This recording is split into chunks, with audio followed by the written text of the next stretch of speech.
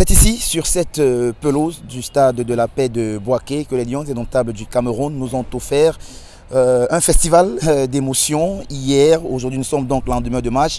On est revenu pour, amis internautes, refaire la rencontre avec vous. Yvan, c'est le rando qu'il ne fallait pas manquer, alors qu'il ne faut pas manquer sur ces foot, cette façon de refaire le match, parce que nous étions hier dans les gradins, on a vécu des émotions très fortes et on l'imagine que le public aussi à la maison a vécu quelque chose de très très fort. Ouais, c'était très fort. Il fallait surtout avoir les nerfs solides et le cœur bien serré. Parce qu'en termes de charge émotionnelle, on a atteint des sommets. Ouais. Honnêtement, depuis que cette compétition a commencé, je n'ai pas le souvenir d'une rencontre durant laquelle on a assisté à de telles montagnes russes en termes de scénario. Et je pense que les téléspectateurs aussi devant leur télévision ont dû ressentir la même chose, sinon presque que nous dans les gradins. Un scénario donc tel que le dit, le décrit Yvan Kamoua, scénario plutôt avec beaucoup de bouleversements, de renversements, de rebondissements surtout. On a pris beaucoup de plaisir à voir cette rencontre-là. Il faut dire qu'il y a eu beaucoup d'autres faits qui ont marqué la rencontre au-delà du jeu sur le terrain, sur cette pelouse où les Lions ont réussi à inscrire quand même 3 buts. Il y a eu que le Cameroun hier ici en Côte d'Ivoire. Il y avait une bonne ambiance, une ambiance assez électrique, mais malheureusement, les supporters ivoiriens ont choisi de prendre fait et cause pour l'équipe gambienne, curieusement, à mon avis. Oui, malheureusement pour nous, pour nous qui sommes Camerounais, parce qu'on avait l'impression de jouer à l'extérieur, alors qu'on ne jouait pas le pays hôte de la compétition, parce que le public ivoirien avait décidé de faire corps derrière cette équipe gambienne et de faire de cet entre de Bouaké une entre totalement acquise à la cause de cette équipe des Scorpions de la Gambie. Mais c'est tout, comment dire, c'est fair play, j'ai envie, parce que nous au Cameroun, là, quand c'est pas violent, c'est fair play. Ouais, au Cameroun on est habitué. Moi je m'amuse souvent à dire qu'on a gagné 5 Coupes d'Afrique à l'extérieur. On est le seul pays en Afrique ayant gagné 5 trophées à l'extérieur. C'est dit que la pression, l'hostilité des ambiances à l'extérieur, on les connaît.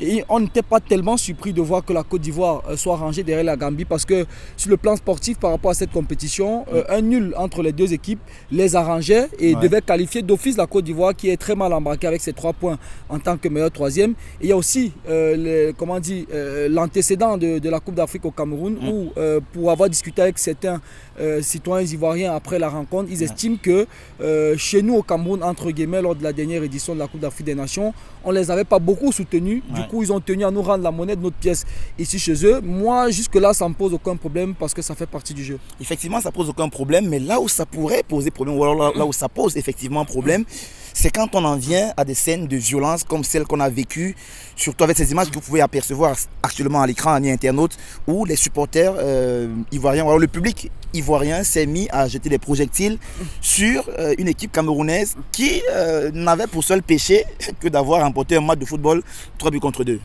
Oui, c'est à ce niveau, à mon avis, que le bas blesse, parce que les images qu'on a vues hier sont des images qui sont inacceptables. Quel que soit le résultat d'une rencontre, quelles que soient les péripéties d'une rencontre, il ne faut jamais perdre de vue que le football est avant et surtout avant tout un jeu.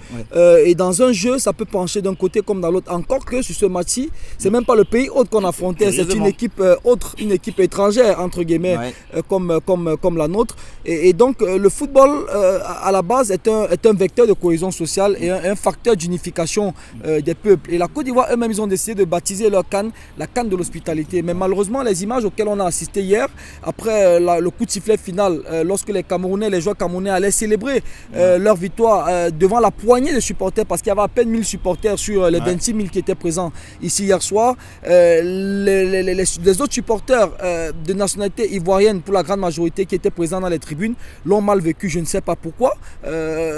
Et ça, ce sont des choses qui ne sont pas tolérables dans un stade de football, parce qu'au-delà de tout, on se doit toujours de garder cet esprit de fraternité, cet esprit de fair play qui doit primer au-delà de tout. Amis internautes, ces images de scènes de violence des supporters ivoiriens, vous pouvez les voir actuellement même encore sur votre petit écran. Mais Yvan, vraiment à vite tranché pour sortir de cette question, de ces scènes de violence, vraiment à vite tranché, est-ce que la CAF devrait se saisir de cette affaire selon vous? Oui, je pense que la CAF ne doit pas laisser prospérer. Ouais. On ne va pas non plus aller à Amri en pensant qu'il faut adopter des sanctions très lourdes parce qu'après, il est difficile de contenir la charge émotionnelle des supporters. Vous pouvez y mettre 10 000 stadiers si vous voulez dans les stades. Vous ne pouvez pas contrôler comment est-ce que les supporters pourraient agir devant telle ou telle autre situation. Je pense que la CAF devrait, en collaboration avec le COCAN, essayer de faire une sorte de mise au point, faire une communication auprès du public ivoirien. Parce que quand on voit des scènes comme ça, on peut penser que ce sont des scènes que nous qui vivons la CAN depuis pratiquement 2 semaines vivons au quotidien dans les rues, alors que c'est totalement à l'opposé de ce que nous faisons. Tout à l'heure encore en venant ici, dans cet entre-ci, on a croisé une maman qui vendait la nourriture au bord de la route, qui nous a délibérément invités, qui nous a délibérément invités à manger de sa nourriture. Et donc le peuple ivoirien est un peuple formidable, d'une hospitalité légendaire, d'un sens de l'accueil vraiment formidable. Et ce genre d'image-là ne reflète pas malheureusement ce que c'est que réellement le peuple ivoirien. Et je pense que le COCAN, en collaboration avec la Confédération africaine de football, devrait se pencher sur la question, faire une communication dans le sens de la sensibilisation vis-à-vis de ces populations-là, pour que dans les autres matchs, on ne vive plus ce genre de clichés. Yvan, pour avancer dans cet échange avec toi, est-ce qu'on peut, parce qu'hier on a parlé du scénario tout à l'heure, qui a été un scénario avec beaucoup de rebondissements, on a parlé de ces scènes de violence, mais est-ce qu'il n'y a pas une sorte de corrélation, à ton avis, entre ces scènes de violence-là et le scénario de la rencontre en lui-même, le scénario, qui était plutôt un scénario à couper le souffle? Est-ce qu'on peut pas faire une relation entre les deux éléments? Oui, il est possible de faire une relation entre les deux éléments parce que la Côte d'Ivoire qui espérait que soit on perde, soit on fait match nul, à 5 minutes de la fin quand même, le Cameroun est éliminé. C'est-à-dire qu'on est mené 2-1 à la 85e minute. Et nous-mêmes, pour être honnêtes, dans les tribunes, on a commencé à douter à partir d'un certain moment parce qu'on se disait, avec la forme de notre équipe, avec la faiblesse mentale dont elle a fait montre jusque-là dans la compétition, ça va être difficile. Et donc, vous allez d'ailleurs voir la plupart des journaux, même les journaux sportifs les plus référencés dans le monde entier. Ce matin, les titres à l'endroit du Cameroun sont dithyrambiques parce que véritablement on ne comprend pas cette forme mentale. Et donc je peux comprendre le public ivoirien qui a été dans une sorte de dynamique, de spirale d'espoir par rapport à leurs attentes sur ce match-là, mais qui finalement ont vu leurs espoirs doucer par cette force mentale qui a permis au Cameroun derrière d'égaliser et finalement de marquer le but de la victoire. On a envie de dire, quand on vous écoute, on a envie de dire allô Blida, parce que c'était sensiblement la même chose du côté de l'Algérie, dans ce stade de Moustapha Tchaker de Blida, où les Algériens, eux aussi, avaient vécu une sorte de traumatisme après le but de Katoko Ekambi. D'ailleurs, buteur encore, hier, à mi-internaute. On va donc, dans la suite de ce programme, vous permettre de vivre certains moments forts de cette rencontre en situation, dans les zones où elles sont déroulées. Et par la suite, on va les commenter avec vous. Vous nous direz ce que vous en pensez en commentaire. Beaucoup de joie et juste un sentiment de fierté. Parce que je vous avoue que jouer dans de telles conditions, seul face à tous, c'est pas évident. Et quand tu ressors de là avec une victoire, tu as juste envie de dire félicitations à tes coéquipiers parce qu'ils ont tout donné, ils n'ont rien lâché. Jusqu'à la fin, on y a cru et au final, on ressort victorieux de ce match. Donc félicitations à eux, le mérite leur revient.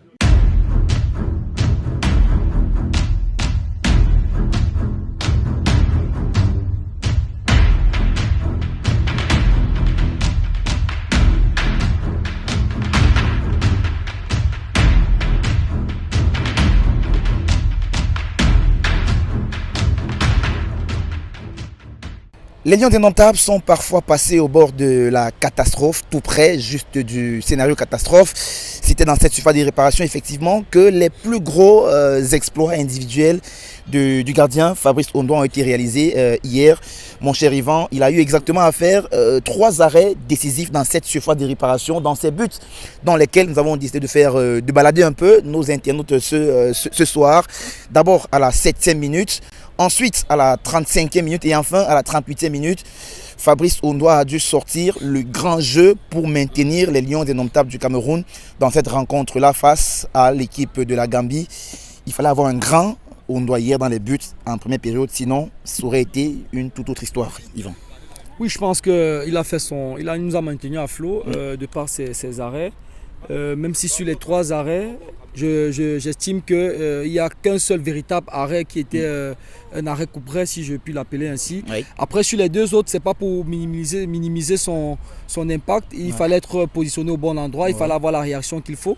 Et donc, Fabrice, sur cette première période-là, a été impactant. Dans une première période où on a broyé du noir, où on s'est fait assiéger pratiquement sur toutes les offensives gambiennes qui terminaient presque toutes dans notre surface de réparation. Il fallait à ce moment-là que le dernier rempart soit présent pour empêcher qu'on prenne de l'eau et puis maintenir le bateau à flot. Fabrice Ondoyer a été choisi au détriment d'André Onana qui lui a été relégué sur le banc de touche. Quand on voit le scénario de la rencontre, quand on voit l'issue même de la rencontre, est-ce qu'on peut se dire coaching gagnant pour Rigobert Song du point de vue au moins du gardien de but hier? Non, je pense que on ne peut pas se baser dessus pour dire que c'est un coaching gagnant. Je pense qu'André aussi, on parlait de Blida tout à l'heure. Si on rejoue le match face à l'Algérie à Blida, match retour, si on le rejoue 10 fois, je suis pratiquement sûr qu'on peut le perdre 10 fois. Parce que dans ce match, André fait 6 ou 7 arrêts décisifs dans la rencontre. Donc après, c'est face à la Namibie aussi. Voilà, face à la Namibie, face au Burundi même, aussi, et Tessera. Donc je pense qu'il faudra, ça dépend de l'angle par lequel on le prend. Mais la différence, surtout hier, c'est faite, je pense qu'au niveau de la révolte, le plan de l'attaque. Parce que contre le Sénégal, si notre attaque réussit à mettre 3 buts, on ne s'en sort pas dans ce match avec une défaite. Donc hier, si l'attaque ne parvient pas à mettre les 3 buts, on termine ce match avec peut-être 2 buts d'écart et après les discours peuvent être différents. Donc Rigobert Song a peut-être fait un choix, fait le choix de faire débuter Fabrice hier, même si en coulisses on a d'autres informations qui font état de d'autres éléments qui ont prévalu à ce que Fabrice joue. Mais dans tous les cas, Fabrice Ondoyer a répondu présent, il a fait son match. Donc pour moi c'est ça qu'il faut retenir davantage, son impact dans la performance collective, parce que j'estime que ce soit Fabrice ou André, ils auraient certainement donné le meilleur pour pouvoir mettre toutes les chances du côté du Cameroun hier. Alors tu parles de performance collective, effectivement il faut le préciser, le travail défensif est un travail collectif qui implique le gardien et même tous les autres joueurs sur le terrain.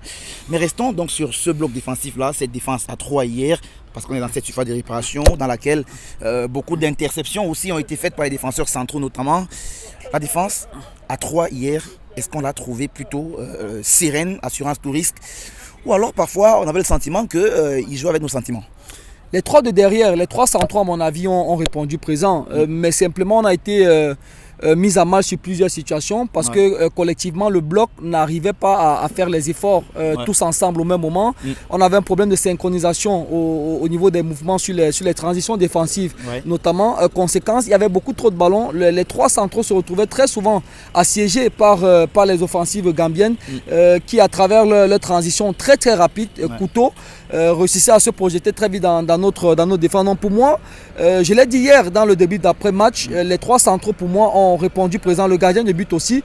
Et généralement lorsque la défense est très en vue dans un match, ça veut dire que l'équipe a subi défensivement. Heureusement pour nous qu'on a réussi à faire le minimum qui nous a permis de se maintenir et finalement d'avoir ces victoires. On prend une petite transition, amis internautes, et on revient pour parler cette fois d'autres faits de jeu qui ont marqué cette rencontre-là, notamment les buts inscrits par les Camerounais en seconde période. Un sentiment content, d'orgueil, de fierté d'amour propre, parce qu'aujourd'hui, on le sait, on a joué contre un public hostile aussi, et avec raison, parce qu'ils savaient qu'un match nul ou une défaite pour nous donnait encore l'espoir à la Côte d'Ivoire. Donc c'est quelque chose, on est venu en tête, on savait que ça allait se passer comme ça, et que ça allait être un match vraiment compliqué, parce que la Gambie aussi, avec les résultats d'hier, a commencé à espérer quelque chose. Donc je pense qu'ils ont montré quelque chose de bien. Mais bon, voilà, nous on n'a pas lâché et on savait que quelque chose de merveilleux allait se passer. Qu'est-ce qui s'est passé dans les vestiaires à la mi-temps? C'était pas le même Cameroun qu'on vous a sur le... Ouais, je pense qu'ils nous ont surpris. Ça c'est vrai, on ne s'attendait pas qu'ils allaient venir nous chercher aussi haut comme ça. On se disait, voilà, en quelque sorte, comme le coach l'avait dit, ils allaient nous attendre, etc. Mais après, ça a changé. Et il fallait vraiment qu'on aille 0-0 à la mi-temps pour ensuite essayer de changer déjà la mentalité, rester dans le match et sortir pour aller chercher la qualification. Est-ce qu'on a retrouvé le vrai Cameroun là aujourd'hui, celui qu'on avait perdu depuis quelques mois? Non, je pense que le Cameroun, c'est un peu compliqué avec le Cameroun parce que le Cameroun sort toujours de loin dans les moments difficiles et compliqués. Il faut aussi savoir que c'est un groupe jeune. il y a beaucoup de nouveaux joueurs qui découvrent la compétition. Et au fur et à mesure que la compétition avance avec les échéances, je pense qu'on verra encore un Cameroun encore plus mieux.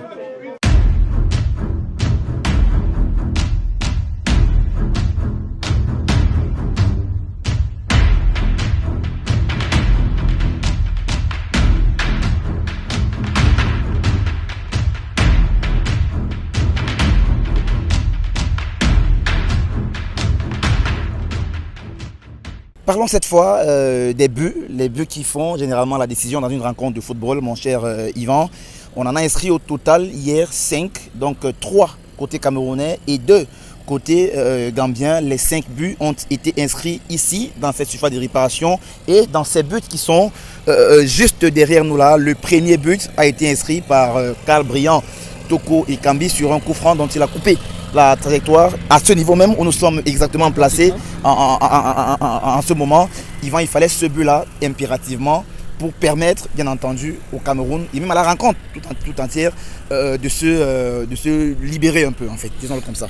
Oui, c'est le but. Je pense que ça a été bien pensé d'ouvrir le score dans ce match parce que si la Gambie ouvre le score, je pense que derrière ça peut être beaucoup plus difficile pour nous.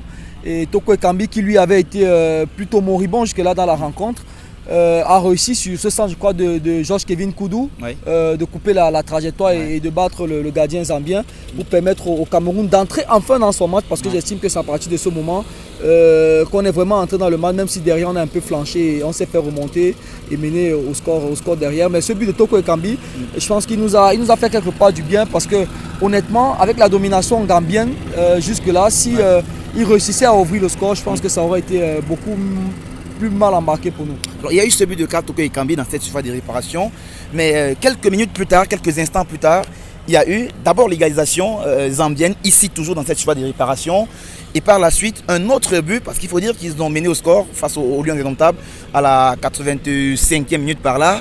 Et là on se dit, côté camerounais, les carottes peut-être pourraient être cuites pour nous, parce qu'il en fallait marquer 2. Oui, il fallait en marquer 2. Il fallait en marquer 2. Et derrière, ils ont d'ailleurs réussi à corser l'addition. Mais je pense que les buts gambiens ont été marqués plutôt de l'autre côté. C'est ce côté, côté opposé, exactement. Les buts camerounais ici. Voilà, et les buts gambiens de l'autre côté. Je crois qu'on se fait rejoindre et la Gambie a eu pratiquement 10 à 15 minutes de domination où on a été encore assiégé en seconde période.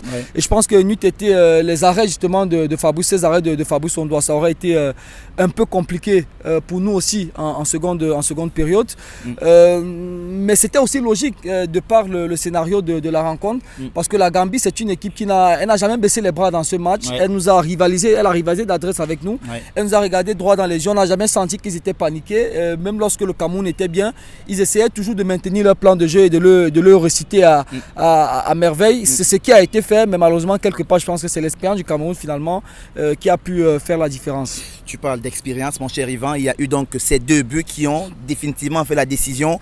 D'abord, ce premier, un peu contre son camp, disons-le comme ça, d'un défenseur gambien sur une intervention pas très bien contrôlée. Et par la suite, cette tête de l'homme du match, cette tête rageuse, il y en a certains dans la presse étrangère qui sont prêtés à dire Christopher Ramos-Wo. Donc pour dire que c'était une tête à la Ramos, on se souvient, pour toi 2010, qui es un grand fan du Real de Madrid face à l'Atlético Madrid. En 2014. Est-ce qu'on peut se dire que Wo hier a été le joueur le plus impactant côté camerounais finalement? Oui, j'ai parlé de l'apport des 3 centraux. Il faisait effectivement partie de ces 3 centraux en tant que patron de la défense. Il a joué son rôle à merveille sur certaines situations. Quand on n'arrivait pas à monter le ballon, on l'a parfois vu dans le dépassement de fonction progresser pour arriver dans le milieu de terrain, essayer de pousser un peu le bloc et de faire remonter ce ballon-là. En plus, en fin de match, au-delà du travail défensif qu'il a réalisé pendant la rencontre, il réussit à être le facteur X en attaque qui nous permet d'obtenir cette victoire finale. Je pense que oui, il est accrédité d'une très bonne rencontre et je pense que le rapprochement que la presse, une certaine presse étrangère fait avec Sergio Ramos n'est pas anodin. Est-ce qu'en termes de profil, on peut faire la comparaison Ramos-Wo désormais? Non, je pense qu'il ne faut pas s'emballer non plus. Il y a 10 classes d'écart entre les deux. C'est pas peut-être de jeune Ramos au jeune Wo aujourd'hui. Enfin, est-ce qu'il y a des éléments dans son body language, dans sa façon de jouer qui pourraient le destiner à une carrière peut-être pas égale à celle de Ramos, mais pas loin de là? il a du potentiel. Ouais, c'est compliqué pour toi. Cette comparaison, il a un énorme potentiel, ça on peut pas le nier. Et moi, la chose que j'apprécie le plus sur lui, c'est son calme. Ouais. C'est un garçon qui ne panique jamais. Souvenez-vous du match en Coupe du Monde Cameroun-Brésil, alors que jusque-là, il n'a joué aucun match dans la compétition. On l'aligne avec un binôme expérimental. Il réussit à faire le match qu'il fait. Donc, c'est dit que c'est un garçon qui a du caractère. Et donc, ce calme-là, pour moi, c'est la chose qui me marque le plus. Après le comparer à Ramos, je pense qu'en termes de hargne, sur le plan physique, même en termes de morphologie, sur le plan technique, Ramos dégage beaucoup plus. Après, il est encore jeune. Il a encore une grosse marge de progression. Il n'est pas à l'abri d'une possible évolution, et pourquoi pas dans l'avenir voir un Christopher Waugh qui réussit ici à ce niveau de compétition, sera tout bénéf pour nous le Cameroun. Christopher Waugh, peut-être donc le futur Sergio Ramos pour l'équipe nationale du Cameroun. Comme je le disais à vos confrères, on a 6 joueurs sur le début de match qui découvrent ce qu'est une CAN. Donc c'est pas rien en termes de gestion des émotions, de stress. On a rectifié certaines choses sur la compacité du bloc, sur le fait de ne pas avoir peur. La peur n'évite pas le danger, donc il fallait aller de l'avant et on est beaucoup mieux rentré en deuxième période. Et puis après, forcément, vous menez au score, vous êtes qualifié et quand vous manquez un petit peu de maturité, vous avez tendance à reculer et c'est ce qu'on a fait. Mais bon, le principal, c'est de passer et puis de vivre des émotions. Donc aujourd'hui, je pense qu'on a fait vivre à pas mal de supporters camerounais notamment. Vous pensez que c'est un match qui va servir là, pour la suite de la compétition, ce qu'ils ont montré? Tous les matchs servent. Pour la confiance, on a montré qu'on était unis, qu'on ne lâchait rien et qu'on était un groupe en devenir. Et quand on nous pense mort et en difficulté, on est là. On l'avait prouvé pour la qualification de Coupe du Monde à Blida. Et encore une fois, donc j'ai l'impression que ça rentre aussi dans notre ADN. Est-ce que vous avez déjà étudié un peu le Nigeria, le prochain match? On a vu le Nigeria, maintenant on va s'y pencher à partir de tout à l'heure, plus sérieusement.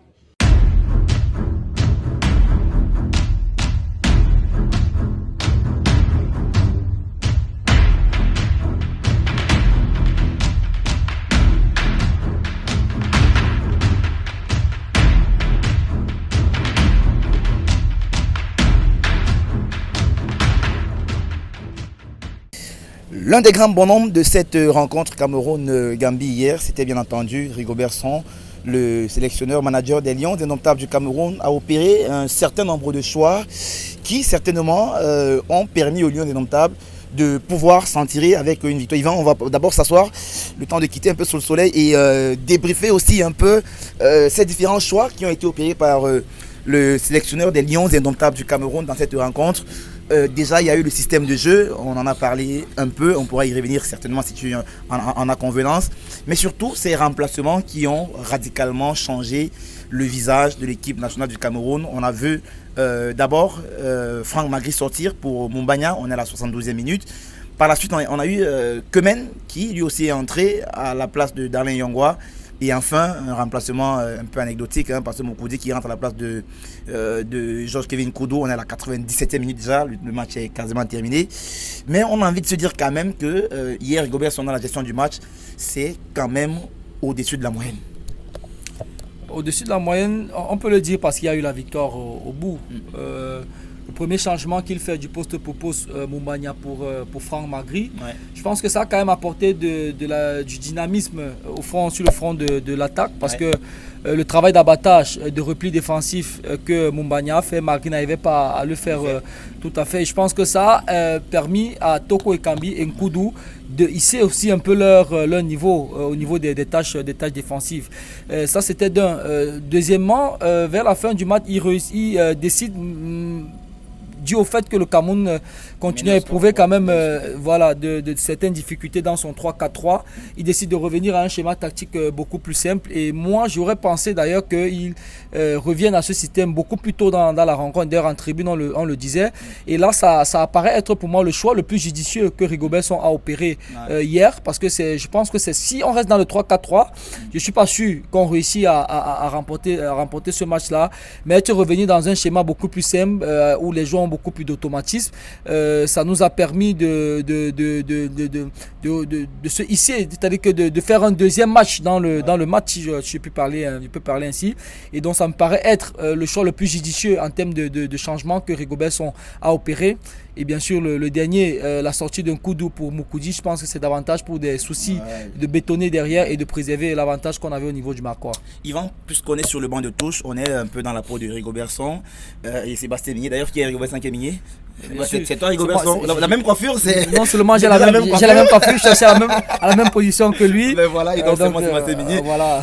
Pour le match qui arrive face au Nigeria, qu'est-ce qu'il faut faire de mieux pour cette rencontre-là, pour ne pas se faire des frissons comme on se les a fait hier? Parce qu'il faut dire que oui, on se ragaillardit un peu en se disant le fighting spirit et autres, le scénario digne des Camerounais. Mais après, face au Nigeria, il vaut mieux, si possible, se mettre en sécurité le plus tôt possible. Oui, la première chose qui saute à l'œil lorsqu'on regarde les matchs des Lions, c'est au niveau de l'intensité. On voit une équipe qui, athlétiquement, n'est pas bien. Et physiquement, ça semble un peu accuser le coup. Parce que quand vous n'arrivez pas à mettre l'impact qu'il faut sur le plan athlétique, en termes de débauche énergétique, en termes de course, quand vous regardez la moyenne des courses dans cette compétition, l'équipe du Cameroun est probablement une des équipes qui court le moins. Et quand vous voyez le niveau d'intensité qu'il y a dans les matchs, là, on va avoir affaire à un gros morceau.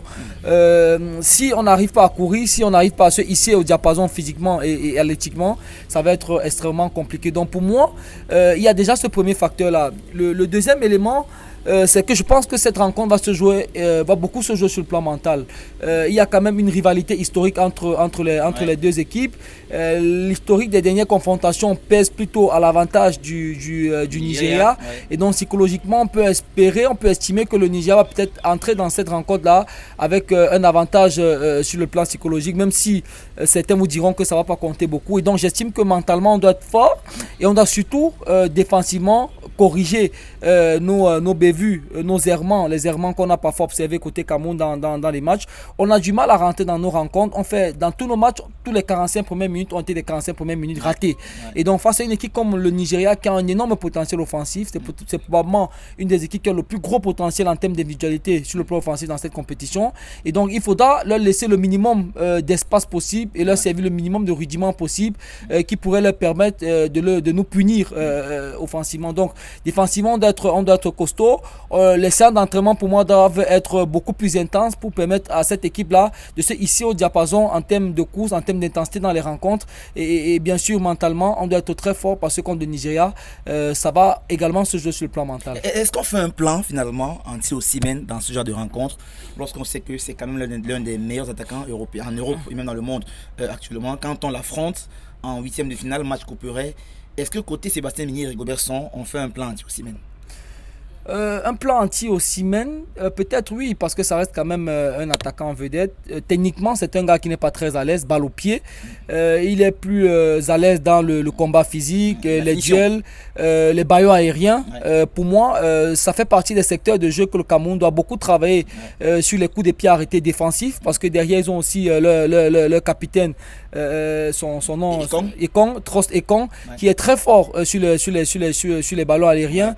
Et donc, j'estime que le Cameroun doit beaucoup travailler les coups de pied arrêtés défensifs parce que c'est un secteur de jeu sur lequel le Nigeria est capable de nous faire mal, avec justement Osimhen qui est très bon dans le jeu aérien et qui est très bon dans le combat physique. Amis internautes, vous savez donc désormais tout sur cette rencontre d'abord qui s'est déroulée hier ici sur la pelouse du stade de la Paix de Bouaké. Les Lions vont mettre le cap sur Abidjan demain en matinée où ils vont aller affronter l'équipe des Super Eagles du Nigeria. Avec Yvan, on a commencé à vous donner les clés de compréhension de cette rencontre-là qui va se dérouler du côté du stade d'Abidjan. On va donc se dire au revoir sur ces dernières images que vous apercevez à l'instant même à l'écran. Les images de cette belle pelouse du stade de l'amitié, du stade de la paix, pardon, de Bouaké Yvan. Quant à nous, on se dit certainement à demain pour une autre production de Yes We Can sur CFoot. Oui, à très bientôt à tous nos internautes. On va également faire nos valises pour rejoindre Abidjan parce que désormais la suite de la compétition se fera de ce côté-là. À demain.